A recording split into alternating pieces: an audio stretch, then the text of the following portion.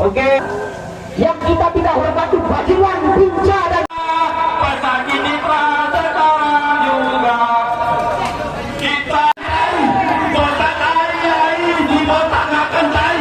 Botak ini adalah dia orang Jawa, dia orang pendatang, tetapi memiliki sikap yang sangat yang terjadi hari ini.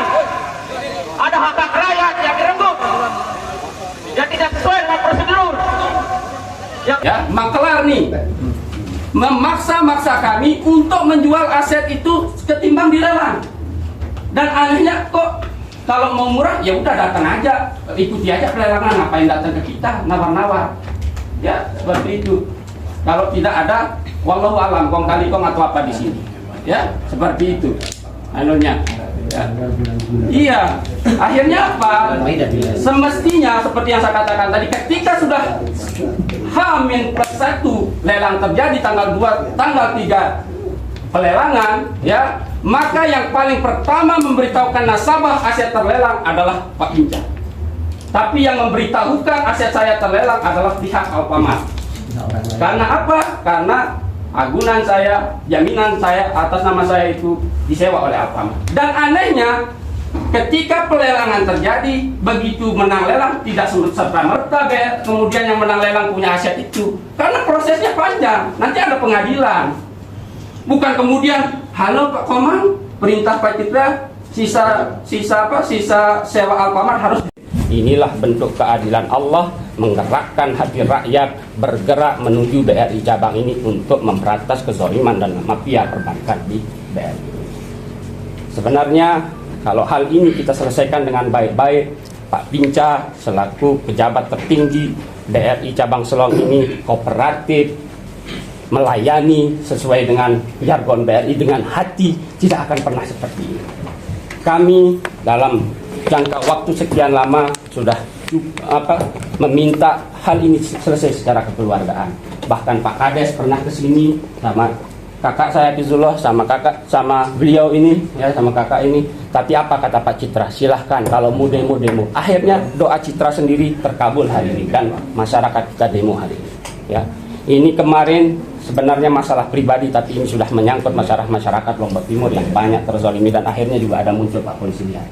Satu orang yang muncul dan masih banyak yang kita akan insya Allah ikut terlibat ini. Nah, maksud kita Pak Binca, Pak Polisi, ya, duduk di sini. Pak Citra silahkan, ya, ini tidak akan pernah terjadi kalau Anda tidak gegabah masalah ini, ya. Sebenarnya Pak Polisi ini terjadi karena seperti Ibu ini pelelangan sepihak, ya, dan kita tahu pelelangan hanya bisa terjadi hanya karena satu syarat. Apa syarat itu? Adalah kita sama-sama belajar Pak Polisi, ya. Kesepakatan. Kita sama belajar, ya. Kita dengarkan penjelasan langsung dari orang yang paling paham dengan aturan perbankan, paling paham dengan aturan OJK, paling paham dengan aturan undang-undang keuangan negara kita di sini. Kita belajar bersama. Syaratnya satu, hanya apa? One prestasi. Silahkan.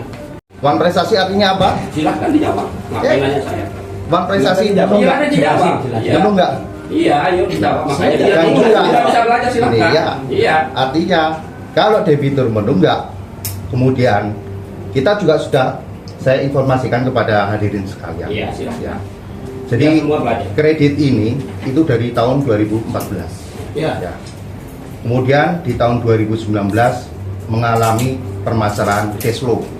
Betul? Iya, betul.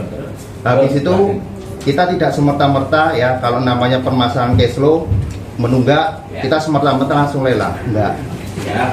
Tapi kita lakukan penyelamatan kredit. 2019 kita lakukan restruct, ya. Betul. Ketika itu restruct gagal, ya, otomatis harus seperti apa? Ya penyelesaian. Betul? Penyelesaian ada dua, secara damai dan juga secara lewat KPKNL. Kita sudah berikan, ya, tenggang waktu untuk penyelesaian secara damai. Namun tidak ada progres. Ya. Benar. Karena tidak ada progres, makanya kita laksanakanlah yang namanya lelang. Yang benar. Ketika kita lelang, ya, kita tidak memberikan tiba-tiba surat lelang, tapi ada, tunggu dulu, ada SP 1, 2, 3 di bulan Desember 2023. Ya. Setelah itu ya kita panggil lagi debitur di tahun 2024 bulan 2. Ada buktinya, nanti bisa dicek. Ya. Namun karena tidak ada kejelasan, makanya kita lakukan lelang. Intinya kita melakukan lelang itu dengan sangat transparan. Kita gunakan lembaga KPKNL karena kita hanya bisa melelang melalui KPKNL.